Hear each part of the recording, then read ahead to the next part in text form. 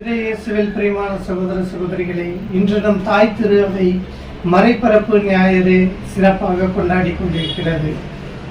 ஆண்டவர் இயேசு கிறிஸ்து நமக்கு ஒரு கட்டளை கொடுத்துள்ளார். மத்தேயு நற்செய்தி 28ஆம் அதிகாரம் 19ஆம் வசனத்தில் இவ்வாறு கூறுகிறார்: உலகமெங்கும் சென்று படைப்பிற்கெல்லாம் நற்செய்தி அறிவிங்கள், எல்லா இனத்தவரையும் என் சீடராக்குங்கள். ஆண்டவர் இது நமக்கு ஒரு கட்டளையாக கொடுக்கிறார். மறைபரப்பு பணி என்பது அயல்நாட்டுக்கு சென்று போதிப்பதல்ல, மாறாக நாம் இருக்கும் இடத்தில் ஆண்டவரை பற்றி, ஆண்டவரின் அன்பையும் அவருடைய மீட்பு பணியையும் பற்றி போதிப்பதே ஒரு சிறந்த மறைப்பணியாகும். இந்த நாளில் நம் மறைபரப்பு பணியாளர்களாக இருக்கும் அனைவருக்காகவும் ஜெபிக்க வேண்டும். மறைபரப்பு பணி என்பது ஆபத்து நிறைந்தது, பல கஷ்டங்கள் நிறைந்தது. எனவே அவர்களுக்காக ஜெபிக்க நாம் அழைக்கப்படுகிறோம்.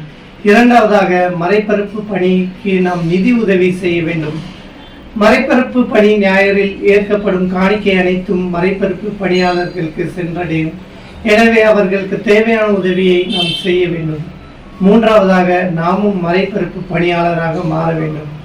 வெறும் சொல்லளவில் அல்ல, நாம் ஆண்டவரின் வார்த்தையை போதிப்பதிலும் அதை செய்து காட்டுதலிலும் நாம் வாழ வேண்டும். எனவே மறைபரப்பு பணியை கொண்டாடும் நாம் இயேசுவின் சீடர்களாக மாறுவோம். உலகெங்கும் அவரது மீட்பின் நற்செய்தியும் அவரது அன்பையும் அறிவிப்போம். ஆமென்.